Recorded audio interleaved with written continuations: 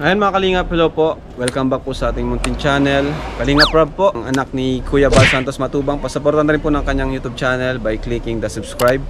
At pati po ang ating channel, pasubscribe na rin po. So ayun mga Kalingap, ito po tayo sa bahay nila Arlene. Ito po yung bahay nila. So alamin po natin yung kwento ng kanilang buhay, kung ano po yung nangyari.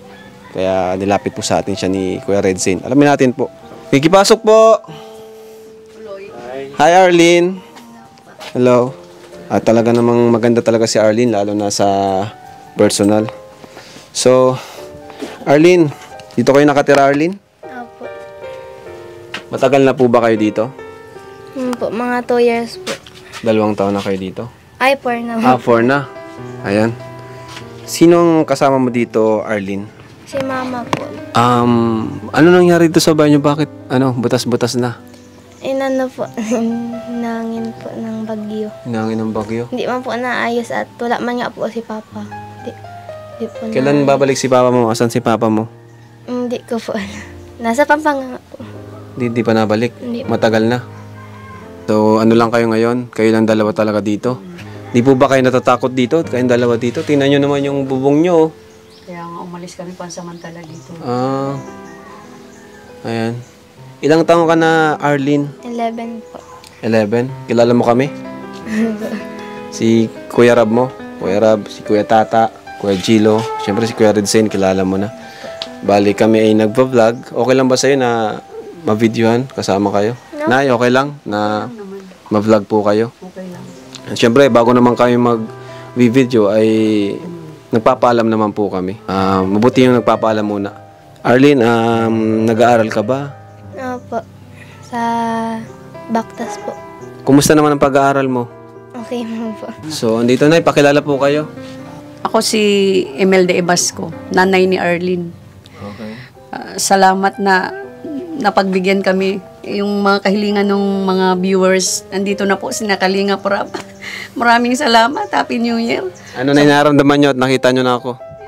Nervyos na, natutuwa. Kasi nag-aabang rin kami, hindi lang naman yung mga viewers. Mga viewers, salamat. Nandito na si Kalinga Prab. Ang pogi! Ay, naku.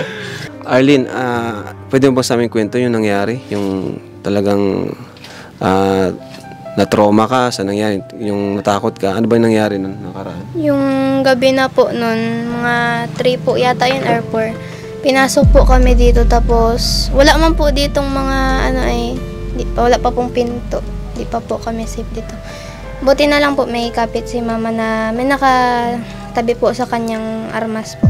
Para baka sakali nga po. Anong klaseng Arnis po. Arnes? Aba, matibay ka na yan. May nagka-arnes ka? Naandun Sa kuya ko po. Tapos, yun na nga po, pinasok na po kami, tapos inipuan pa ako. Tapos, yung nakapasok? Opo. Di lang basta nagtangka, talaga nakapasok siya. O tapos?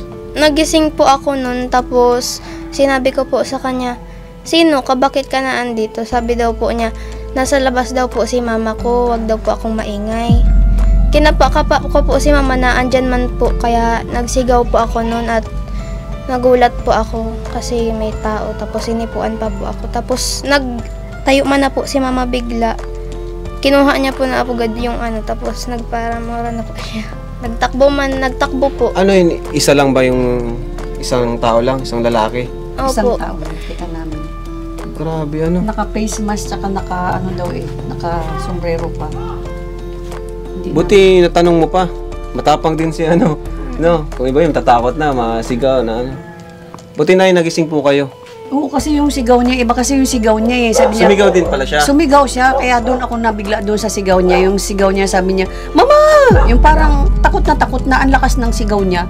Kaya parang parang ako naalimpungatan na pero inaasahan ko na mangyayari yun kasi nga, tingnan mo naman nga, isa-isang pinatay yung aso namin. Pinatay yung aso? Isa-isang pinatay. Isa-isang pinatay? Isa-isa pong nilibing. So para tumahimik yung aso, pinatay muna nung magnanakaw. May ginawa. Dinano talaga. Hindi naman sa iba-ibang Hindi niyo po ba nakilala? May suspect. May suspect lang ako, pero mahirap magbintang kasi yung may nakakita naman kaso kasi sa tingin ko dito lang sa paligid, di yun Kasi ano syempre baka matagal lang nagugustuhan si si Arlene. Nag-o-observe. Buti tapos ano pa yung nangyari nung pagsigaw niya? Yung pagsigaw niya, napabalikwas nga ako, sabay kinakapa ko nakapa ko yung arnis. Meron ako diyan kutsilyo tsaka na itak. Kaso yun ang nakuha ko. Biglang hinabol ko siyang ganun, di ko naman inabutan. Tapos yun, nagmumura lang ako, sabi ko, demonyo ka ako, hayop ka. Sabi ko, manyakis ka. Sabi ko, hayop ka. Yun na lang yung mga nasasabi ko, pero yung boses ko talagang buti nakakalabas pa, pinipilit ko lang ilabas. So, grabing kaba ko talaga. Hinabol. Hinabol ko naman hanggang doon lang ako sa Miliwanag kasi baka pag pumunta ako doon sa madilim doon bande sa pinasukan nyo, baka kung anong gawin sa akin doon, matuloy yung sa kanya. Siya pwede siyang balikan, di ba? Delikado talaga dito. Tingnan niyo po, mga butas-butas na yung Ayan, butas-butas na. Wag mo lang mangyari nga yun. Ayan tingnan niyo po mga kalingap. Grabe. Ba't hindi niyo po mapaayos yung bahay niyo, Nay? Wala nga akong pampaayos. Walang pampayos. Ano po bang trabaho niyo, Nay? Wala nga. Wala kang Yung trabaho? anak ko lang dati yung sumusuporta sa akin, yung dalawa kong anak. Yung nagsi-self-supporting yung isa. Wala po kayong trabaho ngayon, Nay? Ayun yung Ano dati yung trabaho? Dito lang ako sa bahay. Yung pag itong Paano kayo nakakain? Anong pinangkakain nyo? saging ganyan. Nagbibenta ako dati maraming saging dito kaso mga binagyuhan na. Nagbibenta ko ng mga saging ko. Chat-chat ko lang yung mga kaano ko. Magbibili sila, punta sila dito. O ngayon, nasa na po yung mga saging? Wala na, binagyo na. Binagyo. Inubos na ng bagyo. Ay di after po nung nangyaring ganon, anong ginawa nyo kaagad? Kinabukasan? Nagpa-blatter ako syempre. Blatter. Pumunta ako sa pulis saka sa barangay. Natulog pa rin po ba kayo dito? Nandito pa rin kami kasi saan naman choice. kami no choice. Pero habang nandito kami, wala. Nininervous ako. Nagbabantay na lang ako sa kanya. Kasi sabi niya, Mama, nagbabantay na lang. Hindi ako natutulog. Dito lang ako sa sala. Pagka sasabihin niya, Mama, antok na ako, matutulog na ako. Ayan, tinatabihan ko na siya dahil nga siya nung umpisa. Natatakot. Kaya sabi ko, sige na, matulog ka na. Babantayan kita. Uli, hindi na yung babalik. Tatagain ko kako yan pag bumalik yan, lintian na yan. Tutuliin ko pa kako yan.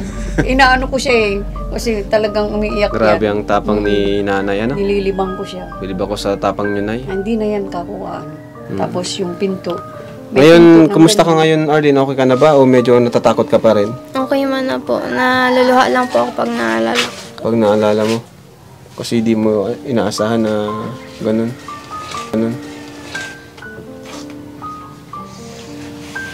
Naluluha siya pag naalala niya yung nangyari. Okay lang yan.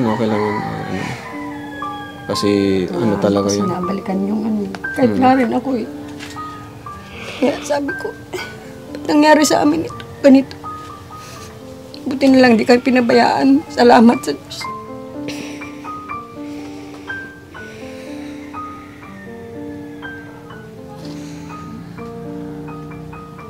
Dalawa lang pati kayo dito, Buti na lang talaga, buti natakot sa iyo, Nay. Tumakbo. Inabol ko pa talaga alam mo yung nanay? Ba't ka naluluha, Arlene? Ba't ka naluluha? Malako po kasi yung ginawa nun sa akin. Malala mo. Ilan taon ka na? 14? 11 po. 11 ka pa lang. Tapos...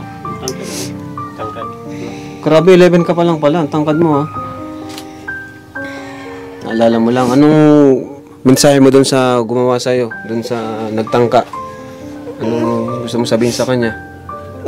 Yung masama po ninyo nagawa, babalik din po sa inyo yun kasi masama po yung ginawa niyo sa akin.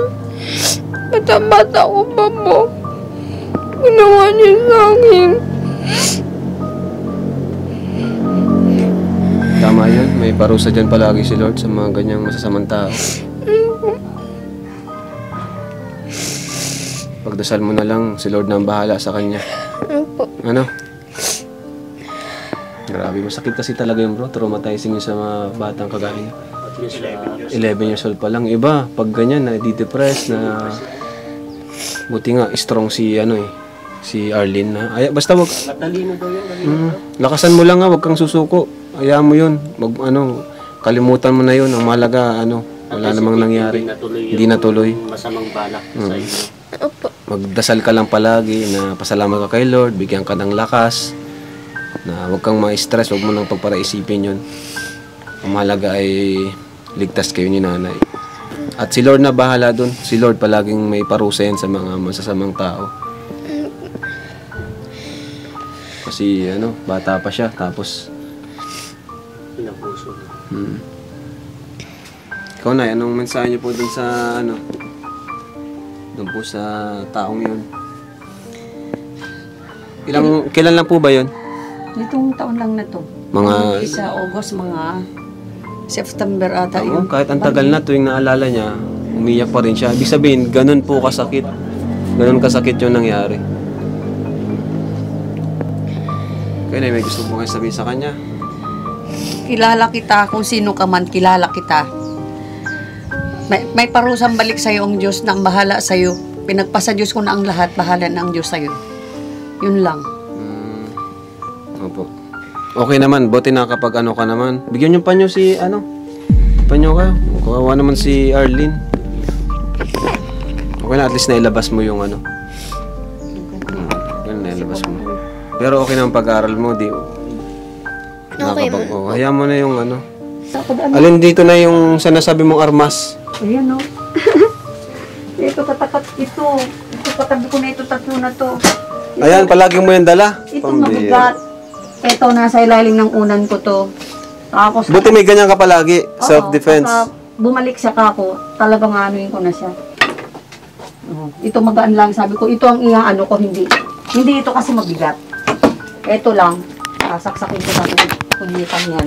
Kung sino man yan, tutuloyin ko yan. Ayun ako. Tapang ni nanay, Ito yung naano ko, ito lang. Buti lang na malakas ang loob nyo, matapang kayo. Ayun naman, siyempre. Sanay na po kami lang kayo? dalawa dito eh. Kami lang dalawa alangan naman. Matapos nga mangyari yun, nung nandito pa kami, hindi ako natutulog talaga, binabantayan ko yan. Sige, matulog ka. Okay lang, di ako matulog. Sa araw na ako matulog. Mabantayan ko lang yan. Anong masasabi mo sa nanay mo? Ang tapang ng nanay mo, Proud po ako kasi may ganyan akong mama. Na talagang matapang, pinoprotektahan ka. Ano po? Bro. Ano si Ar? Sinisilipan siguro kami dyan ay. Pinagsisiminto ko nga ito eh. Alin? Ito. Siguro, bago mangyari yun, nasisilipan kami. Dito? Ito na CR ko. Ito yung CR mo? Siniminto ko Ay, yung pambira. Siminto ko yan Nagbili ako ng siminto.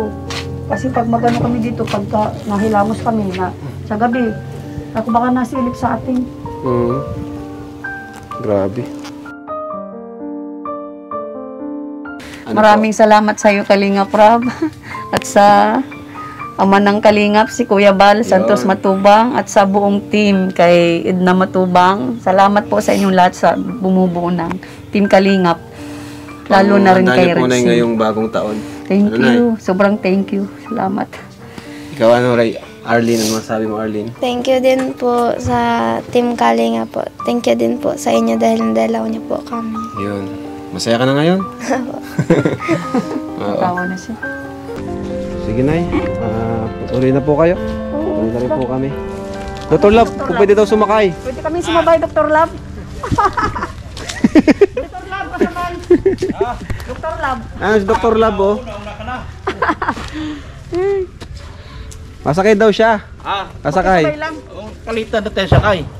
Hindi. Sige, sabay ka. Talaga ito, Dr. Love na. Si Dr. Love. Joke lang yan, ha? Ganyan talaga mga jokes si Dr. Love. Ganyan talaga mga gwapo, ma-joke. Ay, gwapo ka daw. Thank you. Ganado ako dyan. Ilan taong ka na ba ka? Ilan taong ka na naman? Ilan taong ka na? May edad na rin. Alam mo Kaya kasi, talaga si Dr. Love. ang edad, hindi naman tinitignan yan. Ang tinitignan, yung katotohanan. Ito sa akin lang si Juicy. Oo. Sige. Nanay ka na lang. Kikisabay lang kami, ha? Oh.